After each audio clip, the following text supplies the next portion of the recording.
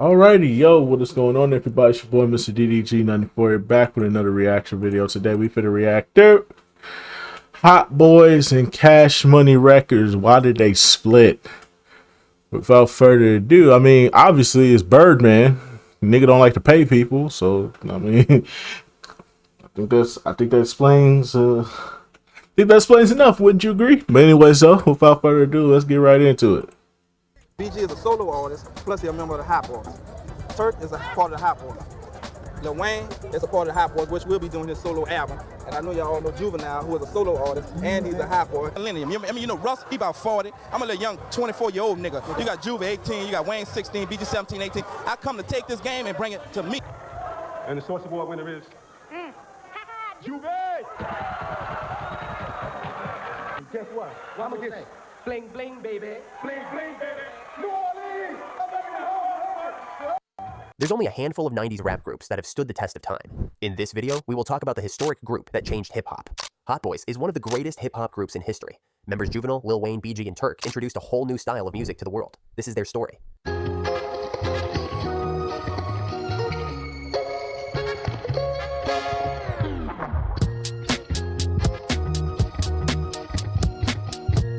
Wow, I should have put my soldier rag on for this one. I don't know why I keep forgetting to put my soldier rag on. It's over there. I will go get it. I don't feel like getting it. Cash Money Records is an American record label founded in 1991 by brothers Brian Birdman Williams and Ronald Slim Williams. The label gained widespread success in the late 1990s and early 2000s with the emergence of several prominent artists and rap groups, including the Hot Boys. The Hot Boys was a rap group formed in 1997 consisting of Lil Wayne, Juvenile, BG, and Turk. Birdman, formerly known as Baby, alongside his brother, Slim, spearheaded a significant movement in the 90s through Cash Money, playing a pivotal role in establishing New Orleans on the rap music landscape. Slim was more the brains behind the scene and preferred to let his brother, Baby, occupy the spotlight. It was Baby's idea to push bounce music onto the national scene. The brothers formed Cash Money Records back in 1991. They took the name from the Cash Money Brothers gang featured in the film New Jack City, which was a source of inspiration at the time, hoping to capitalize on the new bounce music phenomenon which was sweeping across New Orleans at the time. Baby and Slim quickly went to work on recruiting talent for their fledgling record label. Cash Money Records made its entrance with the launch of Kilo G's album titled The Sleepwalker. Kilo was a mere 15-year-old when he marked his debut with Cash Money in 1992. Manny Fresh linked up with the Williams brothers in 1993 to become their in-house producer. And that moment later on proved to be the defining moment for the label and New Orleans hip-hop as a whole. I got hooked up with Manny. Manny was from downtown, I'm from uptown, and when we collided, we just got with the gang. The lineup grew to include prominent groups like UNLV and Projects Most Wanted, along with solo artists such as Pimp Daddy, the hook specialist Miss T, and Lil Slim. Brian Williams himself entered the rap scene with his debut as B32, delivering the track I Need a Bag of Dope in 1993. Lil Slim achieved local success with projects like Hands on My Gun and Time to Murder during his tenure at Cash Money. His enduring impact might be most notable as the individual who brought Lil Wayne into the Cash Money fold. Lil Slim had a long-standing connection with a young Dwayne Carter, as both of them resided in New Orleans' 9th Ward. He introduced the young Dwayne Carter to the Williams brothers, who were impressed and signed him. Christopher Dorsey was a figure of folklore whose life almost withered away due to his consistent use of drugs. Better known as BG, Dorsey was born and raised in uptown New Orleans' 13th Ward. He grew up rapping for fun until one day his barber was impressed enough with his skill that he recommended an audience with two of his other clients, Brian aka Baby and Ronald Slim Williams, the heads of the then fledgling Cash Money Records. They liked what they heard and added him to their tiny roster and agreed to help look after him. After the Dorsey family moved to New Orleans East for a short while, BG went to Abramson High School but soon dropped out at 14. Christopher Dorsey had mastered the art of storytelling depicting life in the rough streets of the 13th Ward of New Orleans Valence and Magnolia. Originally known as Lil Doogie and sometimes Gangsta D, Dorsey was paired with another young rapper and a then 12-year-old from Holy Groove, who rapped on the playground as Shrimp Daddy. Shrimp Daddy was renamed to Baby D and together with Doogie became known as the BGs, short for Baby Gangstas. Despite his youth, Dorsey demonstrated a maturity beyond his years, a quality evident on the Bee Gees' 1995 debut album, True Story. Even at a young age, he fearlessly tipped the front line in Cash Money's ongoing feud with crosstown rival Big Boy Records and artist Mystical. It's interesting to note that before Mystical rose to stardom with No Limit, he was a local sensation in New Orleans. Shortly after recording his debut, Dorsey faced legal troubles as a juvenile, charged with possession of a firearm, crack, and marijuana. Despite being found guilty on all counts, he was fortunate to receive probation.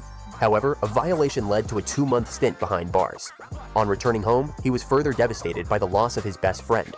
Things took a darker turn when he was arrested for possession of 30 Valiums and 2 ounces of weed. This time, his jail term was more prolonged when his original 3-year sentence was reduced to 8 months. BG was released and made a conscious decision to turn his life around, although battling heroin addiction for years. His commitment to music became unwavering, leading to a period of prolific creativity that he has not matched since. In 1996, Cash Money recognized the talent of the maturing teen and decided he would be a solo artist, giving him the BG moniker as Baby D became Lil Wayne.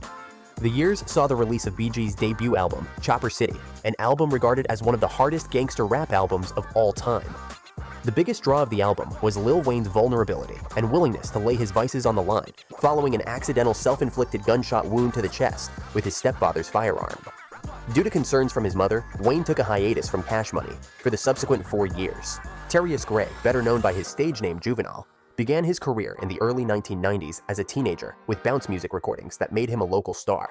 He was raised in the Magnolia projects of uptown New Orleans, Louisiana's 3rd Ward. Juvenile's debut album, Being Myself, was released in 1995 after signing with Warlock Records. The album did not gain much national attention and did not chart, but did fairly well on a local level. With the sour taste of the music industry in his mouth, Juvie relegated his rap career to doings and club gigs whilst working 8-to-5 job during the day. In 1997, after he heard UNLV's Drag Them in the River, he knew he wanted to rap over Fresh's beats. After Lil Yas set up a deal with Baby, Juvie signed and soon after delivered the Soldier Rags album. The same year, the Hot Boys were formed mainly to capitalize on the fame of BG and newly signed Juvenile, whilst introducing a just-returned Lil Wayne and another new signing, Young Turk. Rapper and Baby's nephew, Bulletproof, was an original member but left the group before they released their first album. The name Hot Boys was derived from a Magnolia Project street crew of hustlers and gangsters that ran uptown New Orleans in the late 80s and early 90s. The original Hot Boys were Terrence Gangster Williams, brother of Cash Money CEO Brian Birdman Williams, Sterling Mosquito, and Donnie. Turk and BG attended the same middle school and would sometimes trade some friendly disses. BG at the time was already with Cash Money Records. Magnolia Shorty, who was with Cash Money Records, introduced Turk to Baby and Slim at the DJ in Magnolia, where Turk frequently rapped.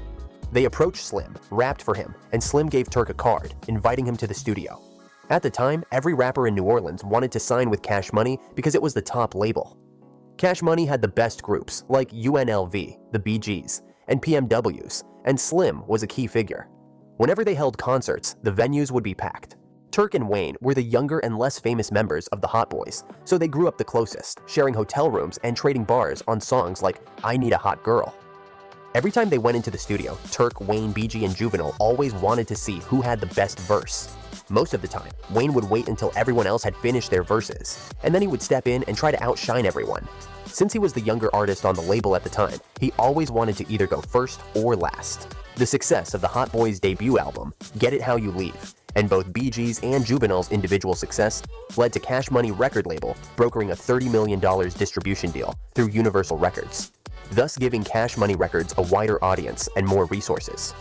The move allowed the New Orleans-based hip-hop label, founded and run by Brian Baby Williams and his brother Ronald Slim Williams, to move up to that fabled next level and help propel a quartet of teenage rappers known as the Hot Boys to megastar status. Immediately following the deal, they released Juvenile's album, 400 Degrees, featuring the hit single, Ha, and the iconic Back That Ass Up. The best fucking album they put out during this era is not even up for debate, bro. It's not even up for debate. It's not even up for debate, baby. It's not even up for debate. It's not even up for debate, baby. I hate to break it to y'all, man, but this was the best album. And it's not even close. A lot of y'all Lil Wayne dick riders, y'all probably gonna say, no, Lil Wayne had the best one. Nope. Nope. Absolutely not. Absolutely not. Juvie had the best fucking album during this era. Close second is BG for sure. Shit, I put the Big Timers ahead of fucking. I put the Big Timers ahead of Wayne album, bruh.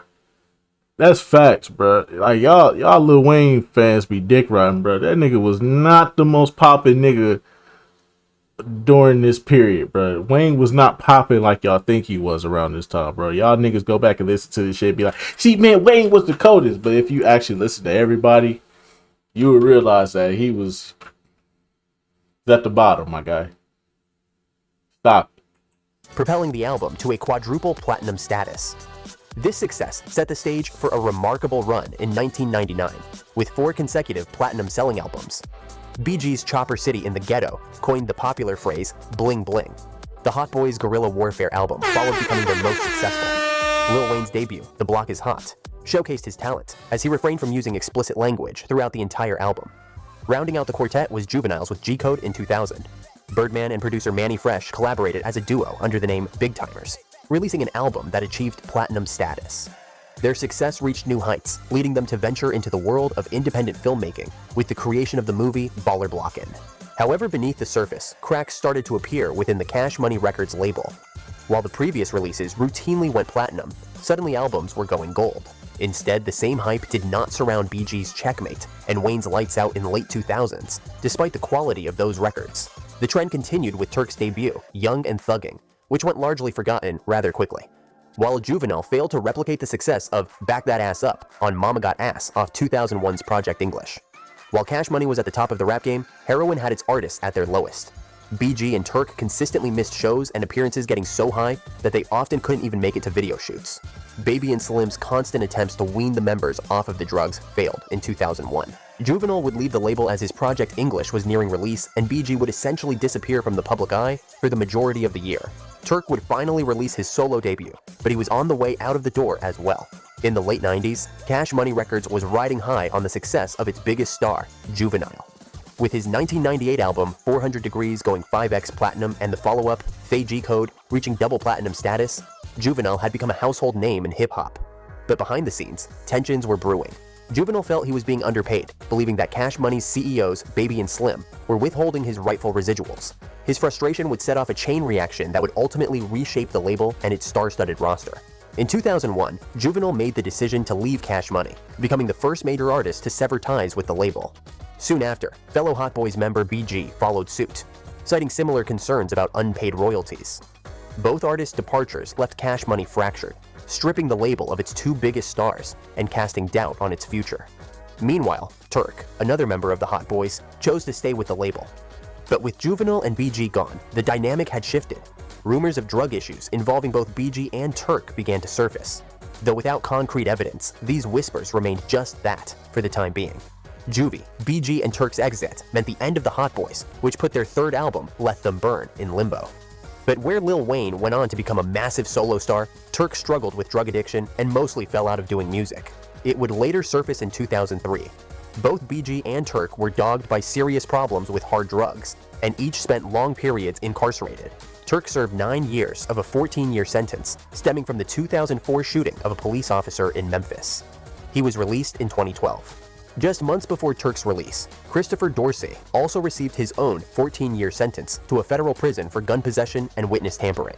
Lil Wayne evolved into a force of nature, unleashing a string of classic mixtapes and platinum albums that translated into one of the most successful runs in rap history for an artist. All the while, he was cultivating his Young Money roster, which eventually introduced future icons like Nicki Minaj and Drake to the public. Fast forward to 2014, Lil Wayne hopped on Twitter to air out his grievances with Cash Money Records after discovering that his long-awaited album, The Carter 5, had been pushed back yet again. On January 25, 2015, amidst conflicting reports regarding the release status of The Carter 5, Lil Wayne declared a $51 million lawsuit against Cash Money. The legal action alleged that Birdman had violated the terms of Lil Wayne's contract by preventing the release of the album. The lawsuit additionally aimed to terminate Lil Wayne's contract with Cash Money, along with the contracts of his Young Money artists. Years after the initial fractures of Cash Money Records, hope began to stir once again for a Hot Boys reunion. In 2012, Turk was released from prison, sparking anticipation of the group's return. Not long after, a glimmer of unity emerged when Turk managed to bring together Wayne, Juvenile, and even BG from behind bars on a track titled Zip It. Juvenile himself returned to Cash Money after his stint with Atlantic Records, and rumors swirled about Turk rejoining the label as well. Fans began to dream again. Many believed that once BG was released, the Hot Boys would finally reclaim their legacy. Concerts and events reignited the fire, with Juvenile, Wayne, and Turk appearing on stage together, the most notable being at the 2017 NBA All-Star Weekend, where they reunited alongside Mannie Fresh. For a brief moment, it felt like the Hot Boys were back. In 2023, the long-awaited release of BG from prison set the stage for what many believed would be the long-overdue reunion of the Hot Boys. After years of separation and turmoil, fans hoped that the iconic group would finally come back together. But as soon as BG walked out a free man, it became clear that the road to reunion was still filled with obstacles. Rumors of internal strife persisted. A growing spat between Juvenile and Turk surfaced, while Mannie Fresh and Turk were reportedly at odds as well. Perhaps most concerning, Turk's relationship with Birdman appeared irreparable. My niggas, last but not least, I want to ask you, everybody want to know about the Hot Boy reunion. The last time the Hot Boys probably on tour was like 2000, the group disbanded, this band in 2001. What can we expect the tour to be, and who can we expect to see on the Cash Money Hot Boy reunion tour? We're definitely going on tour. I'm putting up 100 mil for it myself. We're going on tour, but one thing for certain, two things for sure. I ain't guaranteed that it's gonna be everybody. That's just, I'm standing on business, and that's what it is. But you know, if it work out, it work out. If it don't, it don't. But we definitely gonna get that money. That's for a fact. But I don't think it's gonna be everybody. And personally, you hear me? Shit, I really don't give a fuck. As long as we get it, we gonna get it. The main player's gonna be there. Turk, often at the center of controversy, became the focal point of much of the tension. His frequent appearances on podcasts and interviews, where he openly discussed the group's internal affairs, seemed to alienate the other members. Whether intentional or not, his public comments likely added fuel to the fire, further distancing him from his former bandmates. Through it all, Wayne remained notably silent. Dealing with personal health issues and staying out of the public fray, he largely avoided engaging in the drama. Meanwhile, BG wasted no time getting back to work. Fresh out of prison, he returned to the studio, releasing music with a hunger that suggested he had never left the game. But the hope for a reunion took another hit when BG released a song in which he openly dissed Wayne, calling him a bitch. The diss came as a shock, seemingly out of nowhere, but it quickly became clear that BG harbored feelings of disappointment. He expected more love and support from Wayne after his release, and felt let down when that didn't happen. This unexpected rift further dampened hopes of a Hot Boys comeback. Then came another blow. During a live stream with Wack 100, Turk seemingly agreed to the idea that BG had cooperated with authorities, an accusation that could destroy any trust between the two. This suggestion of snitching cast a shadow over BG's return and further complicated an already fragile situation. As 2023 unfolded, the dream of a Hot Boys reunion, once so tantalizingly close, seemed more distant than ever, leaving fans questioning whether the legendary group would ever find their way back to each other. The long-rumored reunion of the iconic Cash Money group, the Hot Boys, was poised to be a historic moment. Fans waited with bated breath for the return of a lineup that once redefined Southern hip-hop. But what unfolded on the Essence Fest stage wasn't quite the harmonious reunion everyone anticipated.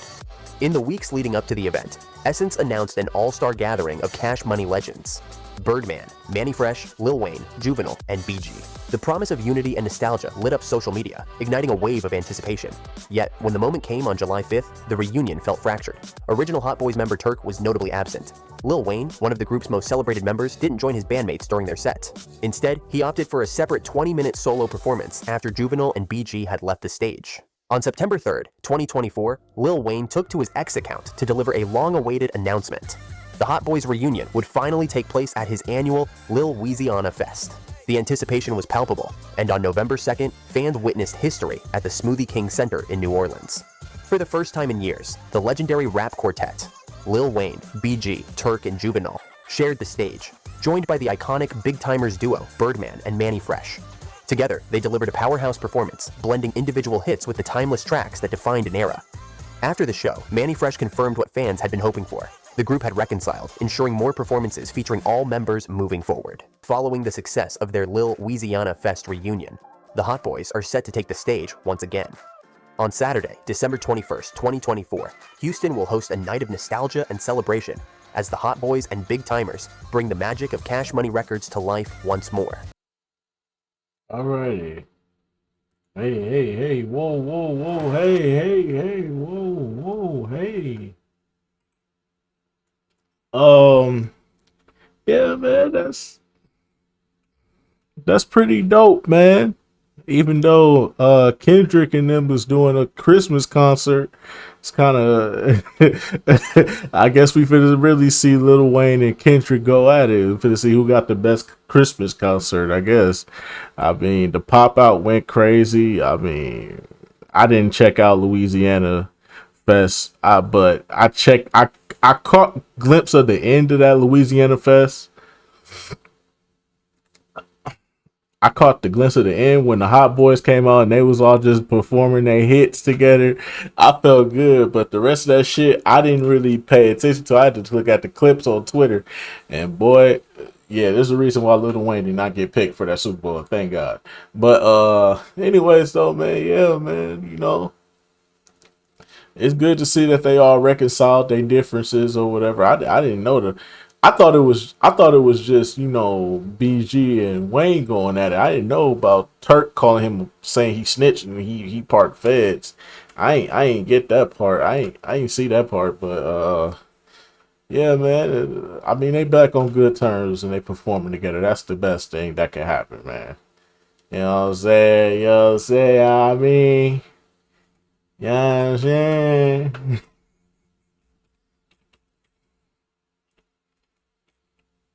You know what I'm saying?